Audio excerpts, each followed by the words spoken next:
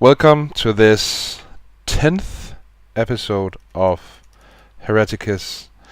And I think we might as well jump right into a recap of what happened last session. Last session being, if I'm not mistaken, 3 weeks ago. Yes, 3 weeks ago. There was, due to scheduling issues, we did have to delay it by a week. So anyone who's listening to this, they haven't missed anything. It's just a scheduling conflict we've had. So with any luck, we should be back to the normal schedule next week, unless we've decided to change altogether. But I don't think. No, we haven't. Okay. It just means that the recap this time is going to be a little bit slapdash because none of us remember what happened that much, and none of us are diligent enough to actually go back and listen to our own stuff again. So, yeah, we're dedicated role players, but not that dedicated, is it? So yes, what happened last time was, well, we had been attempting to get a heretic that we'd found on the streets of Hyphatastus back to the Tricorn. We were attacked, but we managed to escape. Everyone survived, although some of us got fairly badly injured. This heretical preacher was then interrogated. Information was gleaned as best we could from him. Heiner's role-playing of this character made us all feel a bit bad about ourselves afterwards, which, as Joan pointed out, might actually explain why we all forgot about it, because it's not the kind of thing we want to remember. Accolon tried to get healed, failed to get healed the first time. In fact, he got even further injured by an incompetent medic guy who we are reliably informed was then taken off and made into a servo skull. And was properly healed by someone who was able to heal him for all damage except that one health level that he'd been taken from the previous medic guy. So, irony. After this interrogation, there was the matter of sort of correlating information. Accolon had a vision that he then needed to go and meditate and flagellate on. Equipment was garnered, plans were made, and to cut a long story short, all I can really remember is that we decided we were going to go to this this club, this drinking and dancing establishment that I believe Tim had actually spotted before and scouted out on the roof of. And he'd seen lots of people in cherub masks doing all kinds of depraved things, and a preacher who returned to report on being followed was mercilessly killed by one of these lunatics, while everyone seemed to be watching on and laughing like this was some kind of Saturday morning cartoon show. We decided we were going to all go and basically raid this establishment and put an end to the nefarious what's-names within. After much sort of debating and bickering about the approach to make, whether or not we could try and be stealthy, whether that would be safe, whether we should all just go in and attack at risk, eventually we decided we were going to have to just go with it because there was no way we could really stealth it. Their security was actually good enough that they wouldn't, they might check someone inconspicuous like Medea for weapons on the way in, and she wasn't a regular, so they might pull her aside anyway. Tim got to a good sniper position, and the rest of us just marched up to the two guys at the front and pretty much started attacking. Medea shot a lot and missed. Tim was able to get a decent headshot on one of the dudes. It didn't kill him outright, which you'd think would happen when you aim a sniper rifle at some guy's skull, but Warhammer, I suppose. Accolon finally got to use a decent psychic power in the form of Force Bolt, and Francesca has been in and out of game, anxiously waiting to move a crucial amount of distance so that they are within range of her brand spanking new heavy flamer, which she then intends to unleash pyromaniacal delight upon them in the form of ignited promethium. Yes. And in fact, it is, I believe, the start of a new turn, and therefore Francesca's chance to do so. Yes. And before we get to that glorious moment, that iconic moment, there is one more thing I want to mention that I think happened last time, and that is Tim's. He had a brief talk with Trina, the senior acolyte. That was delightful. If by delightful you mean, I don't know, awkward. No, they turned out to be kindred spirits. Neither of them like other people. That's true. and so yeah, that happened. And while it isn't really important to the story at this point, it was just something I felt needed to be mentioned. That being said, we are in fact top of the round in a new in this combat, and I have a cat I need to let in. So please excuse me for 2 seconds. It was building up so wonderfully. I could almost feel the glee coming off you, Joe. I'm waiting for this chance, and then the cat went and shat on it. Yes, well, now you all know why I don't like cats. Well, Because they don't let you throw flames at people? Yes. That is the only reason I will ever need. Yep. I think cats might be doing that, humanity a service then. Because I am that petty. Yeah. I mean, they use cats. Ironically, I'm thinking of a thing from the old Blackadder comedy show where they used cats as fuel in the trenches. You know, because it's the first solid fuel they've had. Yes. I am back. Hello. Sorry about that. No problem.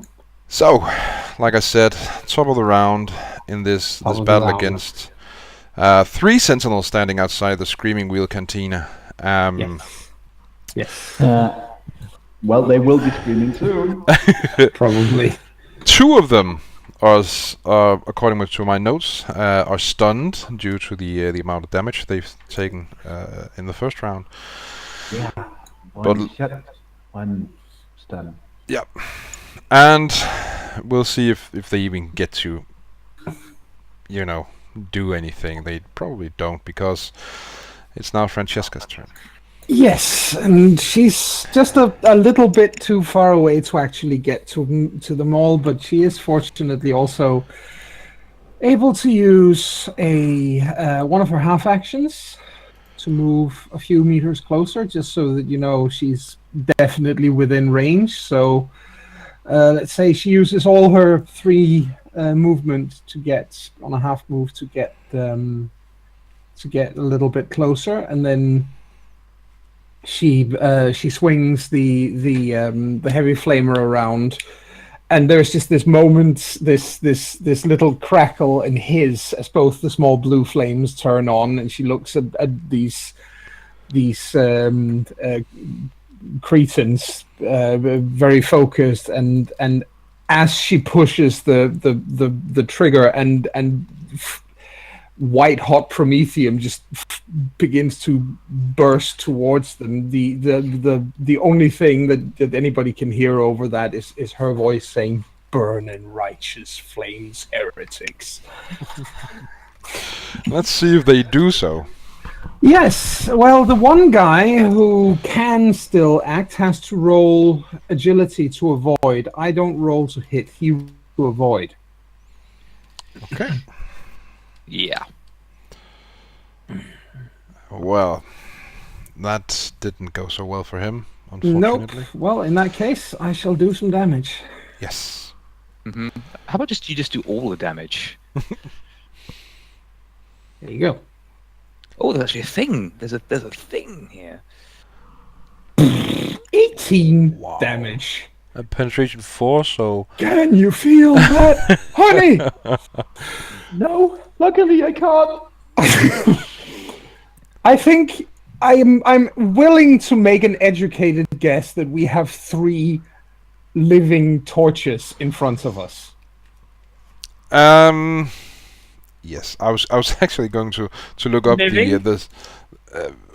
well, the crit, by all means, let's use the crits. No. It was I was actually looking up, going to look up the flame special quality, but I don't really see much of a point in that.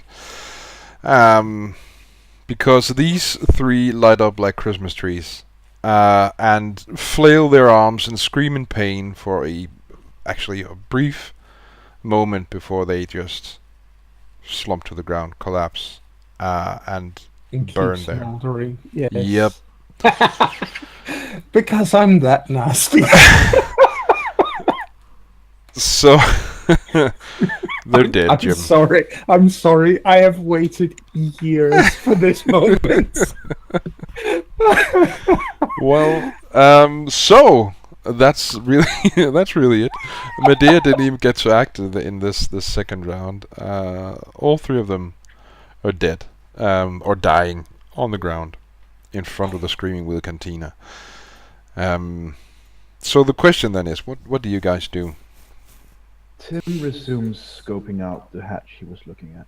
Okay, so yeah, just to remind everyone, there are two entrances slash exits to and from the building. There's the main entrance, which is basically just you walk through a door, and then there's also a hatch up on the roof, and people can exit and enter through that as well. Otherwise, the Screaming Wheel Cantina is squeezed in between two larger buildings, and there's really no space between these buildings. So that's it really. So Tim resumes his overwatch of the hatch. And what do the rest of you do?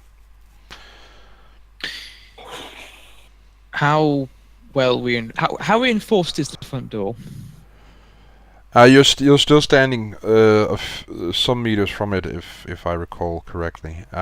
You'd have to get up to it to really study it.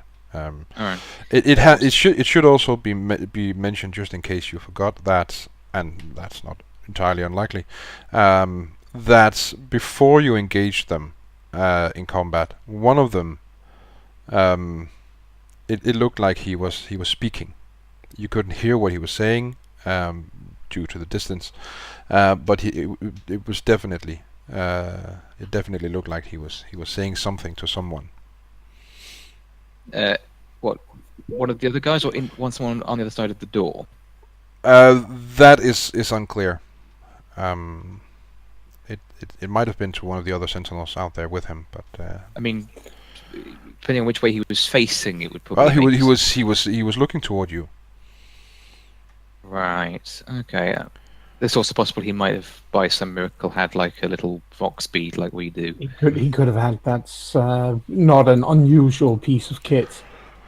Nope. So, but even if that is the case, even if he has warned people inside, they still have to contend with us having the high ground and the sniper up there, who is going to make life miserable for the fuckers if they try anything. And if they do absolutely feel a driving and urgent need to I don't know, throw their lives away by walking through the front door, then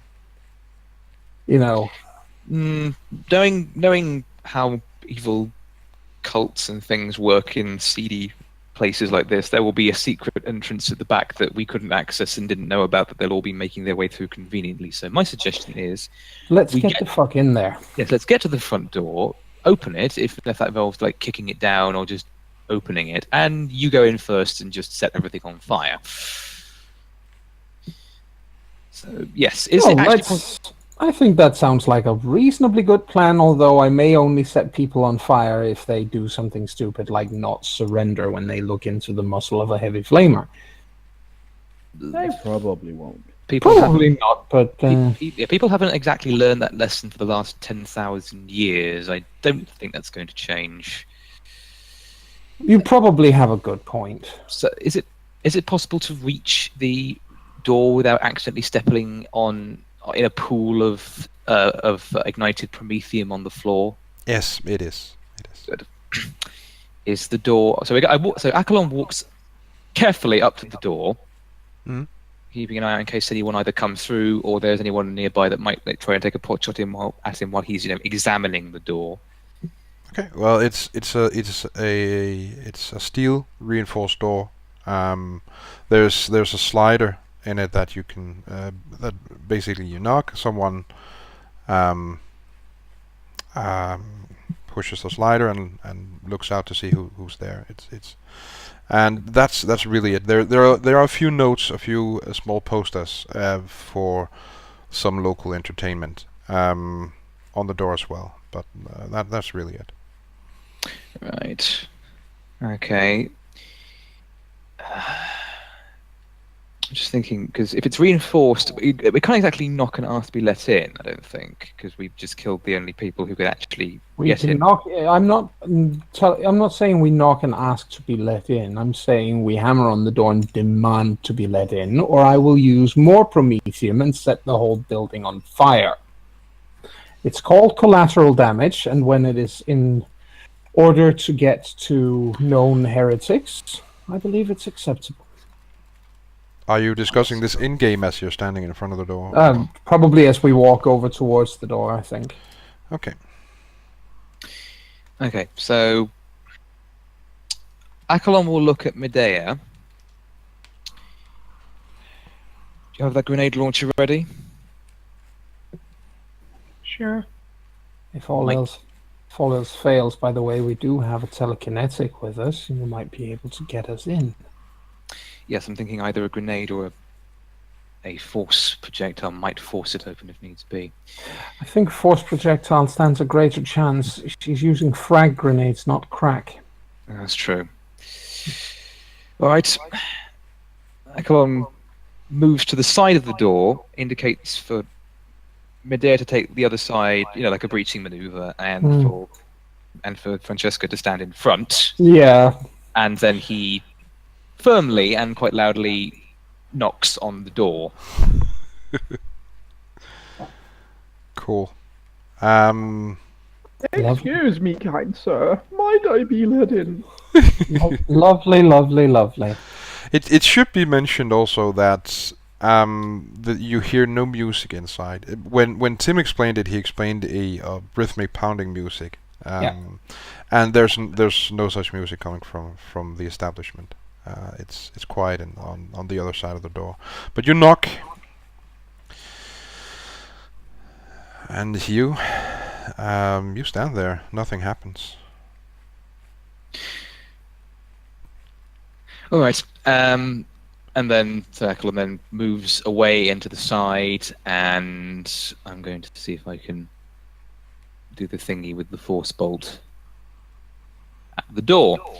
That's an idea. And if you can't, then I can also try to melt the hinges. I mean, penetration on this thing is considerable. So let's see exactly what happens. So of course, D10 plus willpower bonus. Let's see.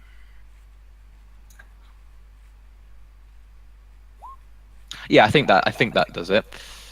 Wow! Yeah, especially since that. That's your. Yeah, that's obvious. If that's your power roll, right?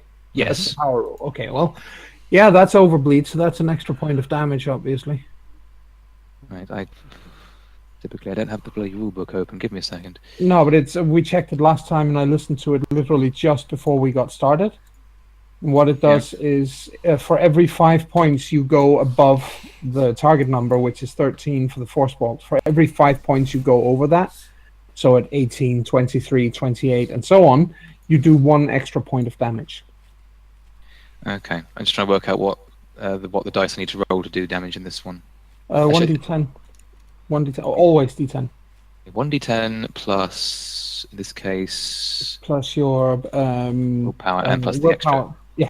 Okay, 1d10 plus 6. 12. Pretty good. Okay, so you unleash a force bolt upon the door, and it doesn't have quite the effect you hoped for. The door still stands, and you still can't get in. Probably makes an impressive gonging noise. It really does, and is it ordinary steel? Is it plasteel? It's ordinary steel. Well, in that case, it should have a very, very, very bad day if I push the trigger again. Just a guess. No. So she basically, Francesca looks at the other two and say, "Could you please move aside a little more?" Yes. All right. Thank you. Just still be ready with your weapons. We should hopefully be able to get through this thing in a moment. At this point, Tim, Yes. Since you're basically scoping the hatch, you don't need to roll for this. You see the hatch open and a figure emerge from the hole. I shoot him in the head, and I'm guessing I have had the time to do an aim action. Well, I'll give you an aim action for this because he moves slowly toward the edge of the roof, so you have the time to do an aim action. So that gives me plus 20. Plus, if you let's say plus 20. I'll give you a full action to aim for plus 20. And then the accurate also gave me plus 10, as I Yes. And if you want to make a cold shot, it's minus 10. So. So I just end up with a plus 20. Yes.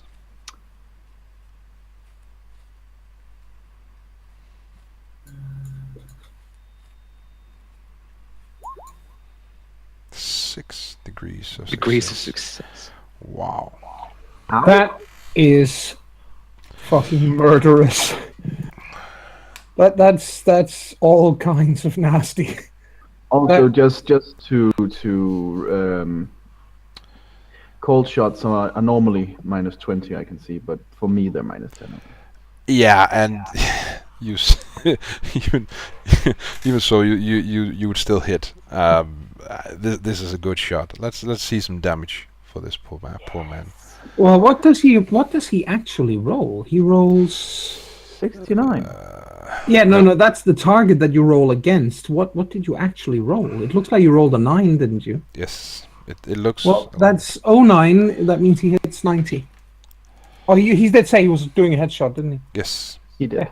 Okay, sure, no problem. And I assume below 10 isn't a crit. Nope. No, the crit is only based on damage. On damage, Yes. not on how low or how high you roll. Yes, you need to roll many 10s. I only rolled a 9. Okay. That's still pretty good. It's a headshot. Yes. And he is armored, and what's the penetration rating of the weapon you use? 1. 1. Okay. And if he takes more than his toughness worth of damage, he will be stunned. 9 minus. Let's see. I need to go to the armory chapter because this man is armored in the head. Well, in any case, I will have accomplished my goal of telling them, "Hey, don't go this way." Yep, absolutely. That's true. You absolutely did. Oh, did you remember, by the way, to add the thing from Mighty Shot? Yes, I have it already written into. All right. damage, No problem. I No think. problem. Okay, so you hit the guy, and you you can see through the scope that he's wearing one of those baby-faced helmets or masks that you saw when you last visited the Screaming Wheel Cantina. And it appears that it's more than just a mask. It actually It's a helmet. it effectively is a helmet. I should actually have used the other one to make noise to alert them. Oh well, never mind. So what he does is, and maybe we should do some initiative at least for Tim to see if Tim gets a chance to react before this man does. Yeah, seeing as we, strictly speaking, left combat. Yeah. Sure. So that's 1d10 plus your agility. Yep. Modifier. plus any if you have any lightning reflexes like Well, I do, skills or anything. but Yes. that's time to agility instead. Yes. Okay. Okay. That's not... Whoa! Okay, so Tim, you actually do get to react before this man does, and this actually happens just as Sister Francesca is getting ready to do her thing. Yeah. Okay, so Tim, you get to act first. I take a half action to aim and shoot him in the head again. Okay. So half action train was only plus 10, right? Yes. Yes. Alright.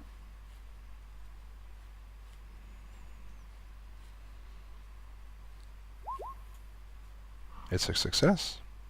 It definitely is. Rolling damage.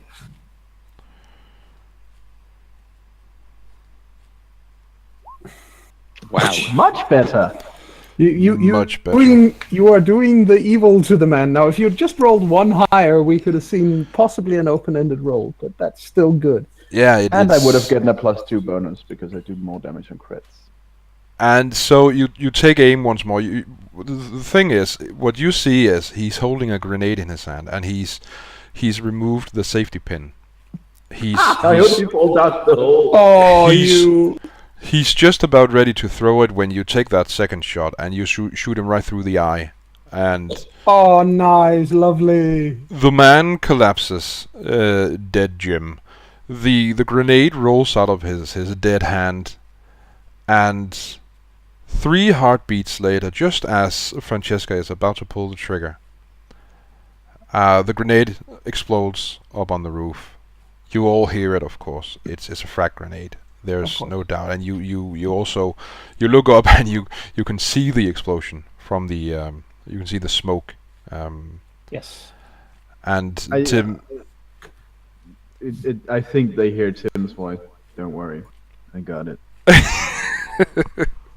Excellent. But there's just this this calm voice back from Francesca saying, "Very excellent work, Tim." And then she pulls the trigger.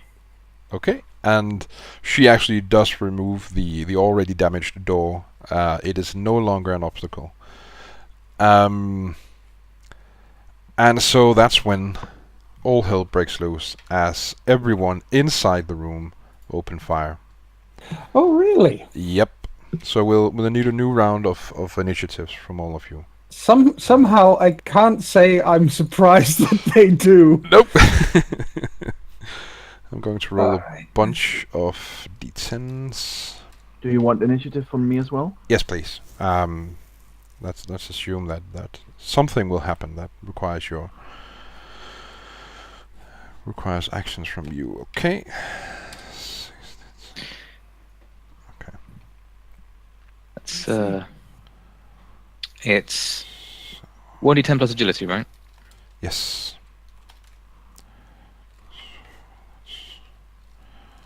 Yeah, Acklon's clearly shaken by the sudden round of gunfire.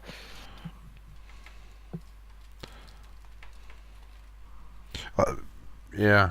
What did I roll? 6. That's 10. Okay, 4. That's 10. Getting a 5. That's 14. Getting a 6 is 12. Okay, and you've started adding yourselves to the initiative order. That's good. I'll just. Timber! Timber! Timber! Oh dear. We are horrible, horrible people, aren't we? Well, Just because I enjoy shooting people through the eye.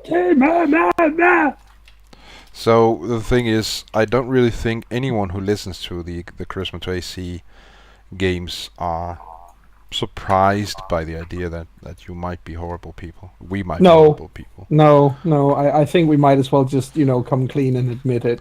Yeah. We are all unapologetically horrible, awful people. Yes. yes. We are avid players of Cards Against Humanity, so Yes! Yes. Yes, indeed. I'll just.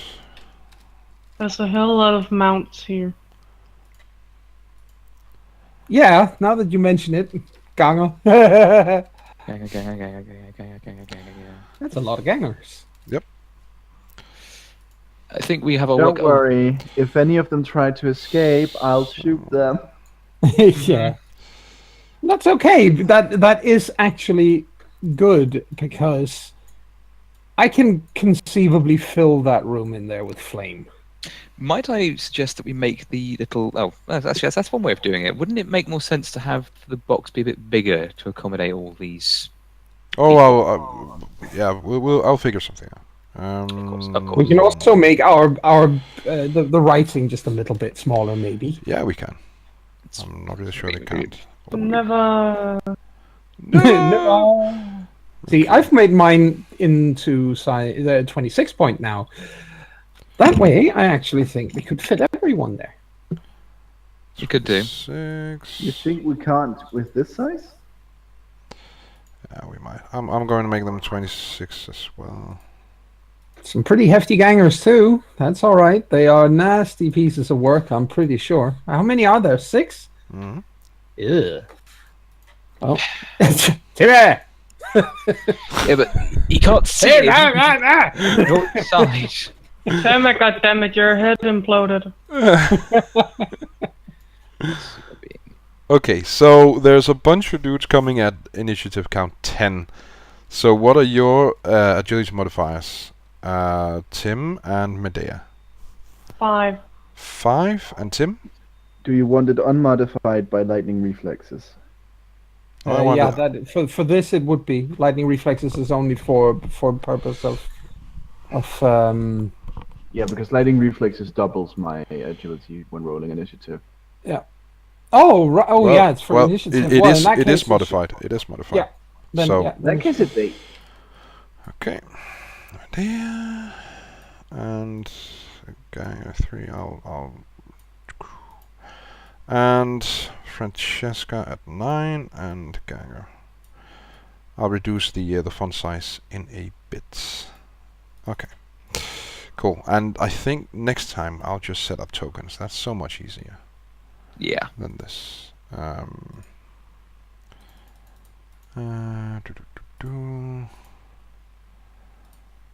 Learning experience. Yes. actually, there's one thing I want to check out, Heine. Yep.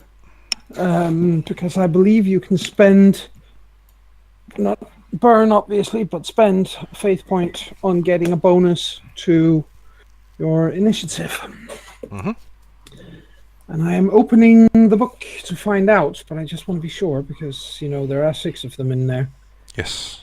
And it could potentially hurt a little bit. Yes. A little bit. So, let me just see here. Fate points. Okay, 185, thereabouts. I'd say, I mean... Page 185. Yes. I can spend 1 to count as having rolled 10 for initiative. Okay. And do you want to do that? Yes, I want to do that. That will change my initiative to 13. 13! Indeed. There's still going to be a ganger moving before me, obviously. Well, the thing is, Yes. all of these gangers have been waiting for you to open that door. And there's a thing called Overwatch. Yes. Yes, very It's a good game. It is a game, and it's also a... I don't recall if it's actually in Dark Heresy or they introduced it in Death Watch. They introduced it in Death Watch. But it's basically the idea that you do take a Overwatch. snapshot. Yeah. Yep. Yeah, you take a snapshot at something moves into your kill zone, and you take Yes. a snapshot at it. Exactly. I'm pretty sure it's in. Well, at least it is in there. But I'm just going to check since I have the book here anyway. Yep. It's here, page Okay. 190. Okay. Let me just find it in a hurry so that we can be absolutely sure we've done it in absolutely the right way.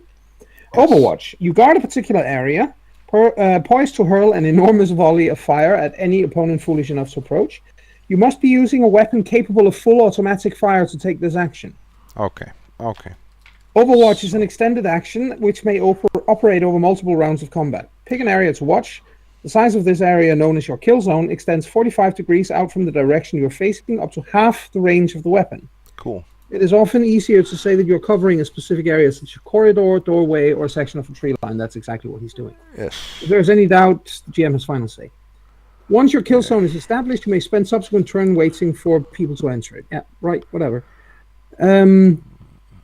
You may take the full auto burst action to fire any target within your kill zone. Additionally, when you use your reserved full auto burst, characters within the kill zone must make a hard pinning test. The action occurs at the same time as another character. The character with the higher agility bonus acts first. If both characters have the same agility bonus, you may must take an opposed agility test to see who acts first. But again, yep, he has to be using a weapon that can fire full auto, otherwise he can't do it. Well, the thing is, Ganger 5, who's actually on top of the initiative order, actually does have a weapon with that ability, and he's the only one. So he will make use of Overwatch. Of course. Well, it's convenient then that the only one who's visible through the open door frame is Francesca in her full power armor. Her massive amount of armor, yeah. And what Francesca sees through the smoke and the lack of proper lighting inside the Screaming Wheel Cantina is she can make out the figures crouched behind overturned tables. She can see the masks they wear, these babyface masks. Yes. And one of them, not the one who's shooting right now, but someone else screams in a high-pitched voice, "The party started, boys!" And that's when he opens fire, as the only one who's able to do so. As this voice who said that cackles maniacally. Let's see if he can hit anything. That does sort of, yeah. He can. Yeah, the question is with how many shots, obviously. Yep. And as I see it, he hits with 3 shots. All right.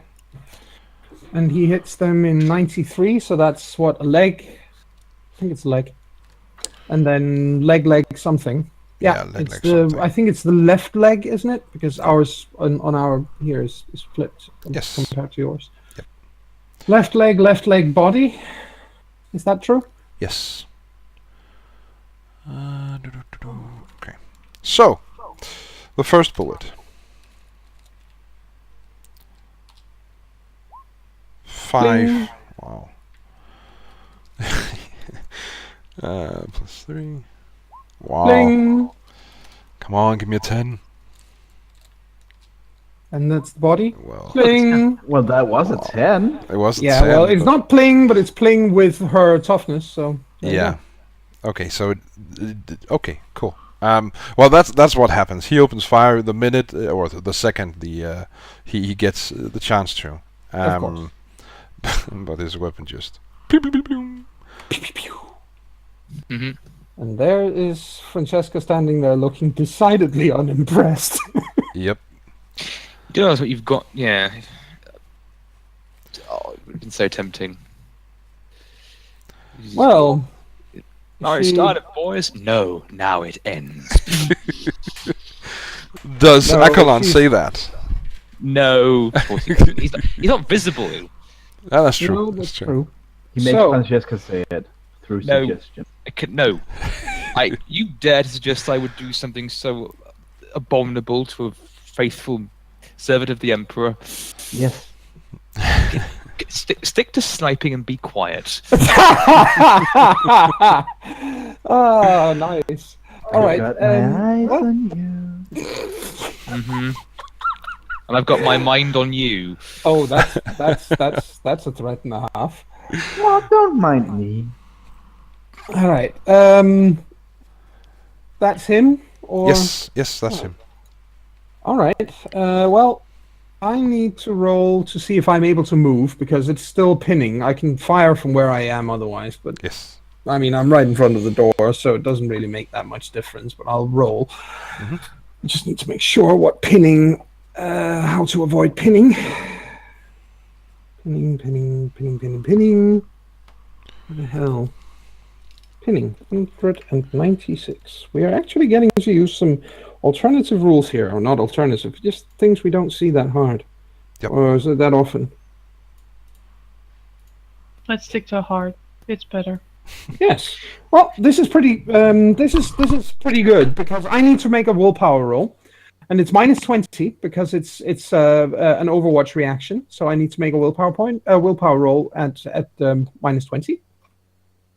If I fail, which I probably will, because -20 is a lot, I can only take half actions. Okay. That's fine. I only need half action to pull the trigger. So, there you go. So let's see if I can't. -20.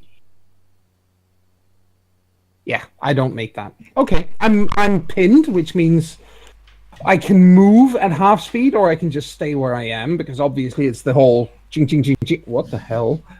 Well, and there's this. The party started, boys, and she just waits until they've all pinged off on her, and then she says, "Is it my turn now?" And she fills as much of the room as she can with flaming promethium. Okay, so the thing is, I'm assuming they have to be close to each other. For you. Well, it's a cone. That's the thing. It's the way this thing works. A heavy flamer specifically works is that it's not a stream. It's a cone. And let me see. We can find the weapon, obviously, because it's a severely nasty piece of wood, obviously. Yep. Heavy bolter. Heavy. No, it's not. Come on.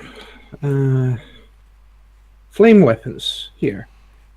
Flame weapons all operate in much the same manner by firing gouts of flame at the target. They use boom, boom, boom, boom, boom. Nope, nope, nope, nope, nope, nope, nope. Doesn't actually say there, because I, of course, have.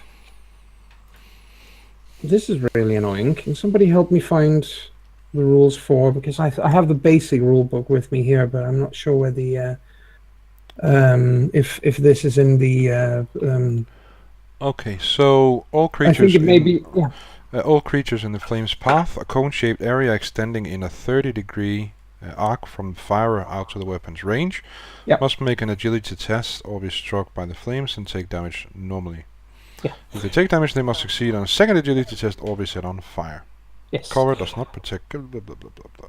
Exactly. So never mind the fact that they're behind cover. This is why this is such a nice room sweeper. Yes. I'm probably not going to be able to get all 6 of them because I mean they're supposedly they're behind different parts of cover and so on in there.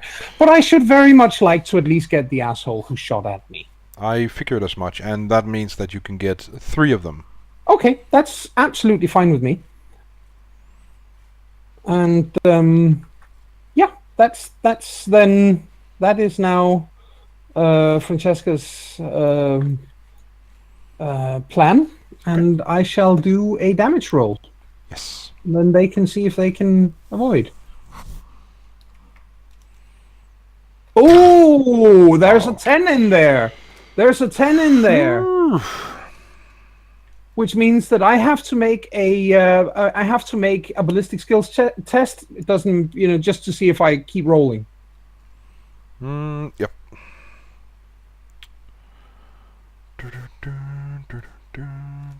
No, I don't. I roll a 99 on my confirm roll. It's a confirm roll, so it doesn't matter. If I have to waste the 99 on anything, better on that. And I just did 23 damage with that. Woe betide the poor shits who don't actually succeed on their agility tests right now. They are in a lot of trouble. Yeah. The thing is, though, you rolled a 9. Because flame weapons make no roll to hit, they are always considered to hit targets in the body, and will jam if the firer rolls a 9 on his damage dice. Yes, so I have to spend the next turn to unjam it. Yes. The shot still goes off, but of course.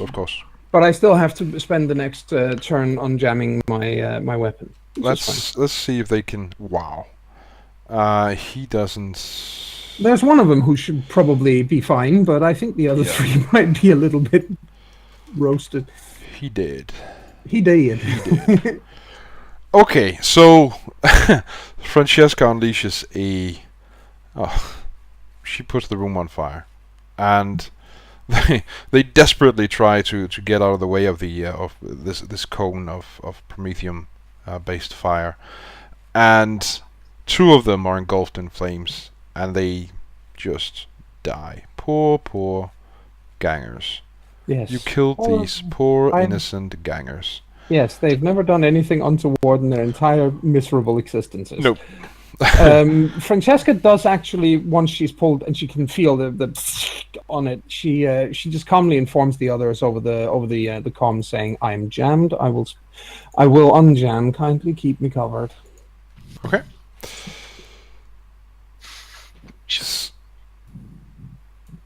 So the ganger who just avoided this flame by or death by flame, he What does can I say? he I does love this weapon. he opens fire. He it should be said that they're all, as far as Sister Francesca can tell anyway, are all wearing stubbers and or carrying stubbers. And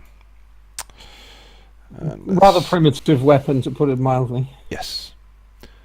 And he opens fire. That is 1 hit. Are they using stub automatics, I guess? Yes, stub automatics.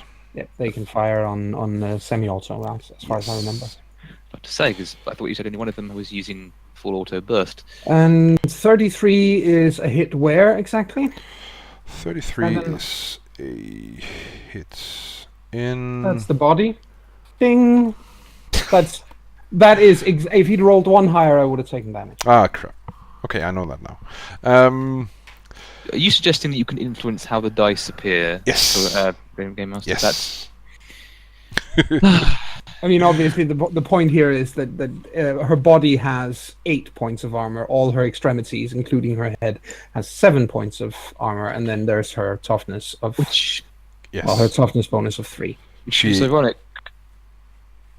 Why is that ironic, Chris? because of all the parts of the power armor on a sororitas I've seen, the torso is the one that appears to have studded cloth and a metal breastplate, while everything else is covered in actual full plate keramite. So it's ironic that that's the bit that's the most armored when it appears to be the least armored. True, but there you go. You might. Tim, Hi. what do you want to do? Is there anything for me to do? No, not really. Well, you Then could. I don't know. Can I do that Overwatch thing? Well, you can't, because it requires the ability to use a weapon as a full auto. You can't do that. So you can't perform the Overwatch action. What you can do is do basically what you did before, which is Aim you know. aim at the hatch, so that Yes. when somebody comes up, you already have an aim action. Aim action. yes. Well, that sounds swell. I'm gonna do that. Okay, so you spend a full action to, or is it just a half action? Full action to aim. Cool. So next round, if someone is up on the roof, when it's your turn again, you can fire with an aim shot. Medea, what do you want to do? Is it a bad idea to throw a grenade in there? Nope, it's a very good idea. No, and you absolutely can do so. Alright. Alright. You want me to cover you? And Oh, then yeah. she fires a grenade. Cool. Oh, this is so nice. First there's heavy flamer action, now there's grenade launcher. Oh my god, this is 40k. Yes. we definitely came prepared for clearing out a fortified position. Yes, Yes. we did. Okay. Unfortunately, Let's see. Oh my. And I don't think. No, I only think that means it scatters. That's the beautiful part of a grenade launcher, is it doesn't. You can't really miss with the thing. All that can happen is that it scatters in some direction or other. Yep.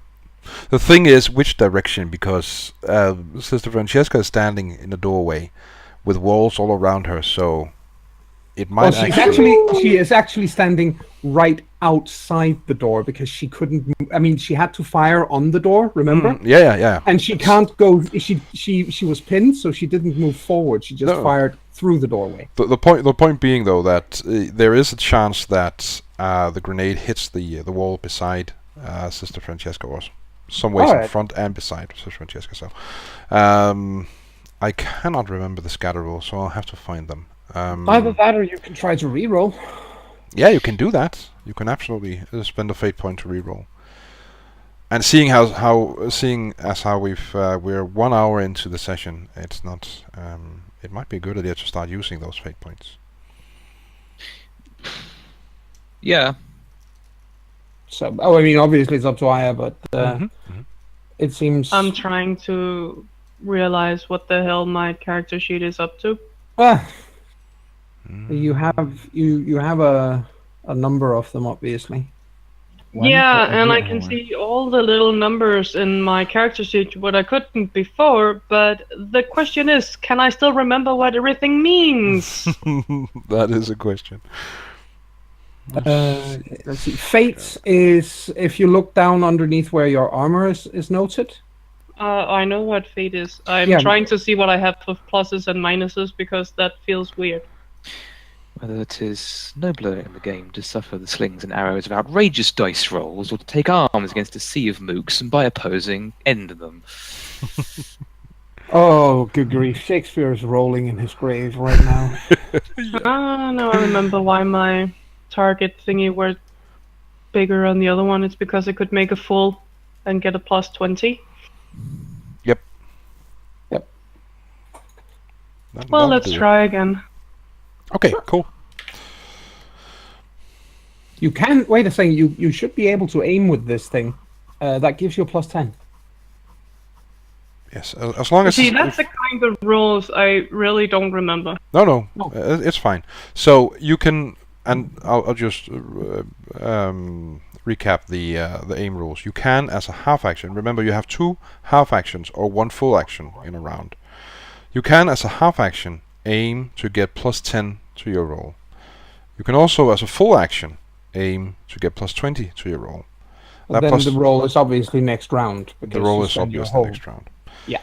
But yes, you can aim as a half action to get plus 10 to your roll when you launch the grenade. Yeah, I'm gonna try that. Okay, cool, works. Yeah.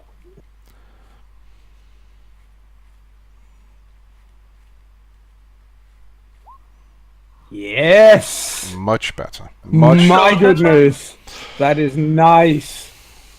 That's going right where it needs. Bang on target. Yep. And those were frag grenades, if I remember correctly. Yes. Yeah, 2d10. Blast 4. They have impact. Yep. Let's see some damage. 2d10. Lovely, lovely, lovely.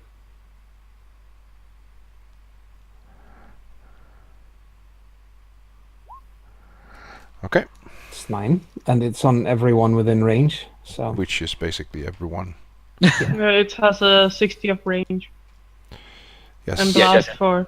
Yeah, blast 4 is the important number here. Okay. I'll just note the damage. And remember again, if they've taken more than their toughness damage, then they're stunned. Sure, but they haven't. Okay. Yeah, they have, obviously, they subtract any armor they have as well. Exactly. And they do have armor. These guys are pretty, they're pretty nasty. Yes. Except they can't hit for shit. Well, they have hit for shit. That's they true. Just they haven't been able to punch through heavy, light power armor. But that is kind of why I'm here. Yep. That's why she's our tank. Yes, you see, if these guys were a decent, organized cult, they'd have thought to buy some bolters or something. Yeah, if they could have laid their hands on them, they are very, very rare and stupefyingly expensive when you're not in the military. Yep. Okay, so 9 points of damage, 6, 3 points of damage. Okay. Because they do have armor. So the grenade goes off, and Sister Francesca, at least as she's the one who's standing near the doorway, can hear the fragments as they hammer into the wall, to the overturned tables, and to the skin of these poor gangers. Yes, Medea slightly behind her going, woo! I also kind of expect that there's first we. I mean, I'm just seeing this as a movie clip. I can't help it because this is fucking epic. But I'm first seeing the door vanishes, melts, and is ripped off its hinges. Then there's a firestorm from within the room when this guy opens up with everything he's got. Then there's a literal firestorm coming the other way. Everything is on fire. Some people die. There's a lot of screaming. In comes a grenade, and now not only are there fragments of the grenade flying everywhere, but splinters of furniture and the bar and whatever else is just all over the place. This thing is wrecked.